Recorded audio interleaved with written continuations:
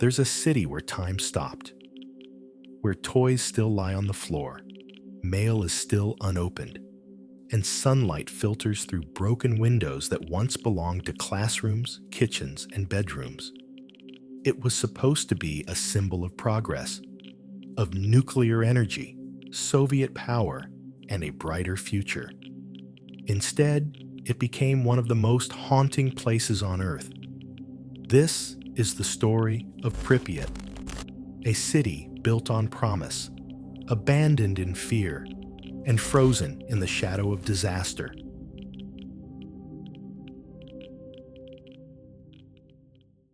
Pripyat was founded in 1970. It was designed to serve the nearby Chernobyl nuclear power plant.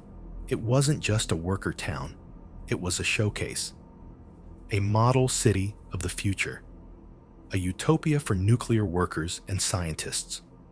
Wide boulevards, modern apartment blocks, a cinema, sports stadiums, playgrounds, schools, and a hospital. Everything planned, everything new. By the mid-1980s, nearly 50,000 people lived here. Most were young people, with the average age being just 26 years old.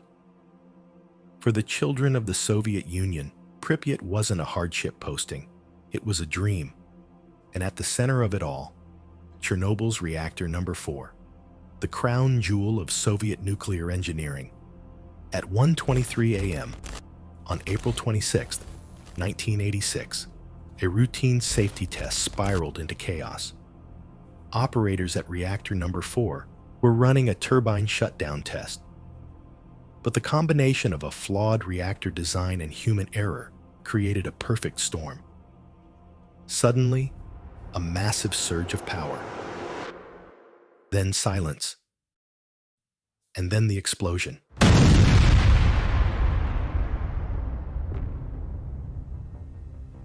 The first blast blew the 1,000-ton steel and concrete reactor lid straight into the air. A second explosion followed seconds later, blowing open the building. The reactor core was exposed. Radioactive fuel rods vaporized. Burning graphite and superheated fragments were hurled across the plant. A blue glow illuminated the sky above the reactor, caused by ionizing radiation reacting with the air. Some described it as beautiful. Others would later call it the light of death. Inside the control room, chaos, alarms, confusion. No one could believe what had just happened. Some operators, unaware of the radiation hazard, rushed to inspect the damage. Firefighters were summoned immediately. None of them told that they were walking into a nuclear disaster. They fought the fires on the roof with no protective gear. Some picked up chunks of graphite from the reactor core with their bare hands, not knowing what they were holding. The radiation was so intense, some men began vomiting within minutes. Skin reddened, eyes burned. Many would be dead within weeks. And yet, Pripyat slept. No announcement, no evacuation. People watched the strange glow from balconies and bridges. Children pointed at the smoke. The city, just 3 kilometers away, had no idea of the danger they were in. That morning, children walked to school beneath a radioactive cloud, and workers reported to their jobs.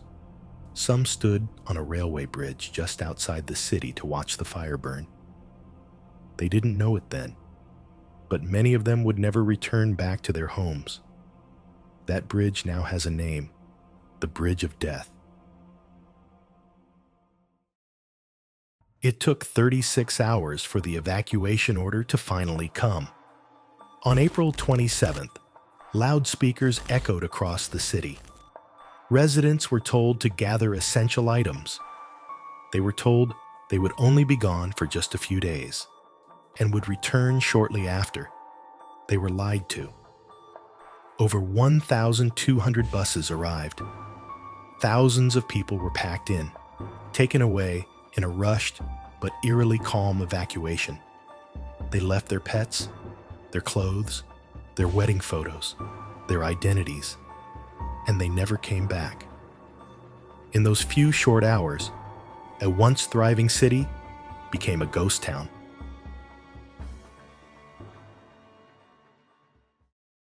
Today, Pripyat stands as a shell of what it once was. A silent, crumbling monument to a life that ended overnight. Nature has moved in. Vines creep up stairwells. Trees grow through the floors of apartment buildings. Paint peels. Rust spreads. Decay has become the city's caretaker. Inside schools, dusty desks remain in rows. Children's drawings still hang from classroom walls, now faded, but still intact. The city is quiet, but not empty. Wildlife roams the streets freely. Wolves, wild boar, lynx. In the absence of people, the zone has become an unlikely sanctuary for animals. Some buildings remain dangerously radioactive. Some are collapsing from within. It's a place frozen in time, but slowly erasing itself. Visitors now walk its streets wearing dosimeters, careful not to linger. Some come for history, others for the thrill. All leave with the weight of what they've seen. Because Pripyat isn't just abandoned, it's suspended between memory and ruin. Pripyat is more than an abandoned city. It's a warning. A symbol of what happens when power outpaces caution, when truth is delayed, and when pride overrides safety. The images from Pripyat are iconic. The Ferris wheel that never turned. The kindergarten frozen in time. The hospital still full of contaminated uniforms. Chernobyl was not just a Soviet disaster, it was a human one. And Pripyat is its soul. Its legacy echoes in every conversation about nuclear power, about secrecy, about catastrophe. And in that legacy is a simple truth. Some places aren't just abandoned. They're remembered, because forgetting them would be even more dangerous. Pripyat has become a place of fascination, depicted in films, television shows, video games, and books. It draws in those curious about its silence, its mystery, its tragic beauty. For some, it's a symbol of resilience. For others, a monument to hubris. For those who once lived there, it was home. Now unreachable, but never forgotten. Even now, scientists study the region, artists paint it, storytellers retell it. Pripyat, and the disaster that happened there, refuses to fade. And maybe that's the lesson, that even in silence, there is memory. Even in ruin, there is meaning.